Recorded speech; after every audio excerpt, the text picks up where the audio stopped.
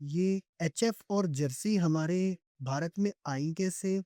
और इनको प्रमोट करने में किसका हाथ है कि आज हर किसान के पास मिक्स ब्रीड देखने को मिलती है? या फिर हमें देसी गाय ढूँढने या खरीदने में बड़ी दिक्कत आती है क्योंकि हर कोई कहता है कि हमारे पास यही है।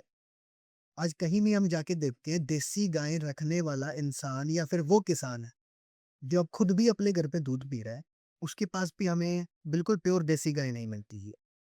ये तो देखो, एक श्वेत क्रांति का, जैसे ग्रीन रेवोल्यूशन की हम बात करते हैं, केमिकल फार्मिंग, मैकेनाइज्ड फार्मिंग या मशीनरी युग की खेती, ये सारी केमिकल की। जब केमिकल का युग शुरू हुआ तो लोगों को लगा भी ट्रैक्टर लें, बड़ा ट्रैक्टर लें और बड़ा ट्रैक्टर लें, तो मैकेनाइज्ड हो जाए सारा सिस्टम। अच्छा है मैकेनाइज्ड हो जाए। तभी युग आया कब व्हाइट रेवोल्यूशन है, श्वेत क्रांति है, दूध की धारा बहेगी। तो उस दूध में सबको यूं लगा कि भी हम हमारी वाली गाय छोड़ के जर्सी ऑस्टन की तरफ जाएं तो दूध ज़्यादा देगी। उस जो जर्सी हॉस्टन गाय ठंड के देश की रहने वाली गाय थी, हमने उसे पालना शुरू किया। हमने देखा नहीं कि वो गाय हमारे लिए, इस देश के लिए, भारत के लिए उपयुक्त है या नहीं, हमने इस पे गौर नहीं की। हमने उसे यूं लगा कि दूध ज़्यादा देगी। जी। तो आप, अगर दूध ज़्यादा दिया उसने, तो 2 ब्यात दिया, 3 ब्यात दिया, उसके बाद नहीं दिया। फिर उसमें वो खाती भी ज़्यादा है, बीमार भी ज़्यादा होती है।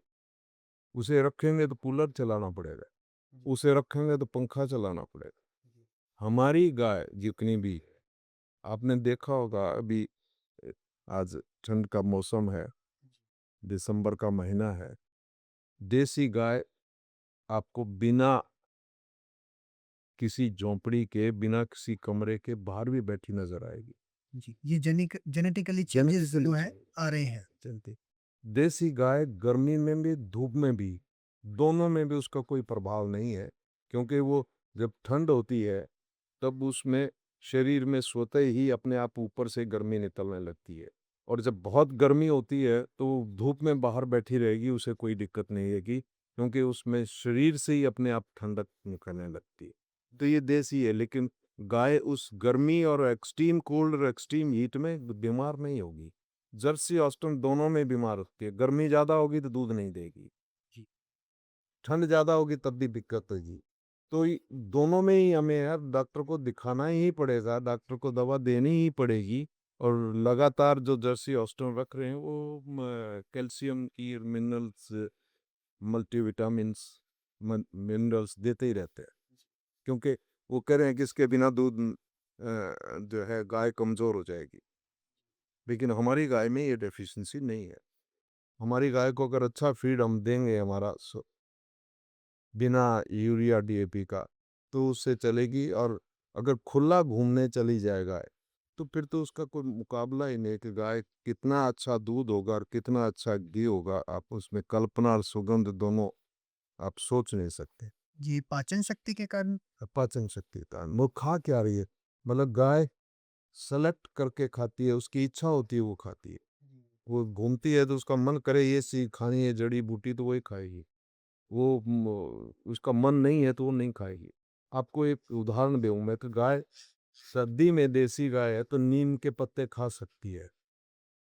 क्योंकि नीम जो है सर्दी में, कोई भी, हम भी अगर नीम के पत्ते खाते हैं तो हमें गर्मी मिलेगी उससे।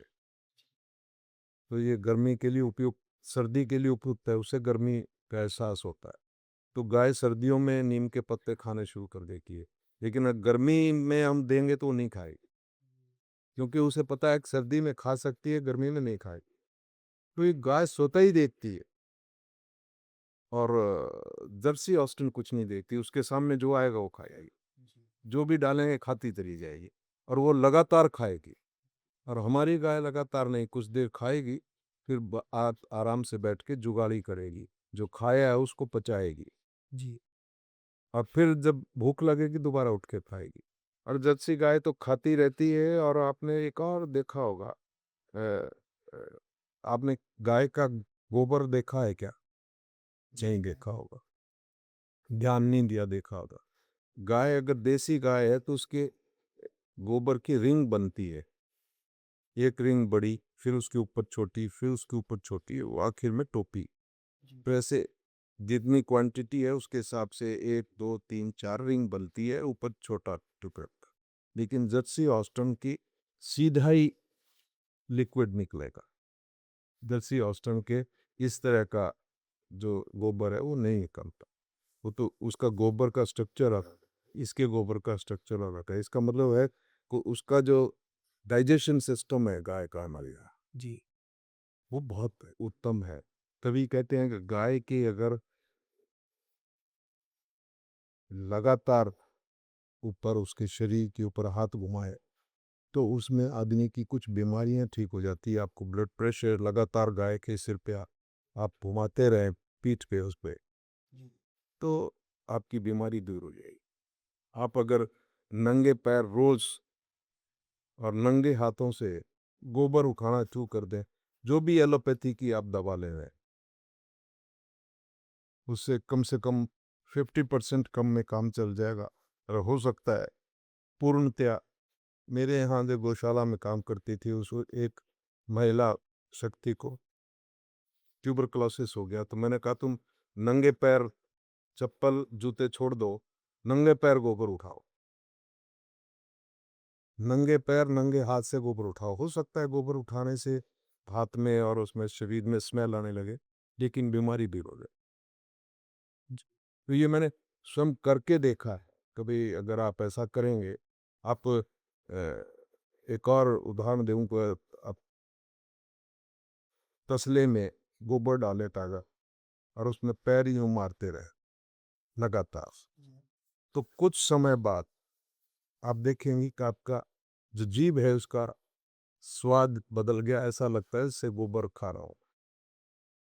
तो पूरे शरीर में ट्रेवल करता है, तो पूरे शरीर में ट्रेवल करता है और आपको कोई विकार होगा शरीर में तो वो भी दूर हो जाए।